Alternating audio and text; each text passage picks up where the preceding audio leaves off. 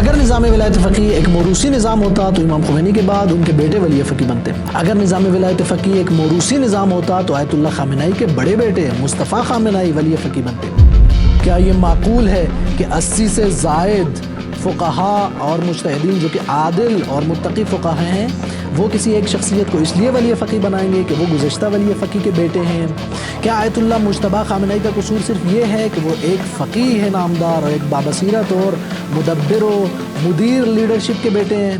کیا میں کسی ماہر ڈاکٹر کی طرف صرف اس لیے رجوع نہ کروں کہ اس کے والد بھی ایک ماہر ڈاکٹر رہے ہیں؟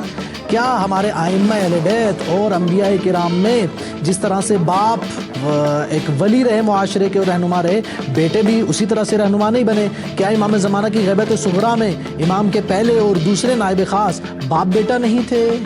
اس کا مطلب یہ ہے کہ آیت اللہ مجتبیٰ خامنہئی کو ولی فقیہ ماننا اس لیے نہیں ہے کہ وہ آیت اللہ علی خامنہئی کے بیٹے ہیں، بلکہ فقہا اور مجتہدین کی مجلس خبرگان نے اس چیز کو کشف کیا ہے کہ آیت اللہ خامنہئی کے بعد علم و تقوی و بصیرت و شجاعت و مدیریت اور دشمن شناسی کے اندر یہ سب سے بہتر شخصیت ہے جو اس معاشرے اور امت کو بہترین لیڈرشپ اور بہترین رہنمائی فراہم کر سکتی ہے.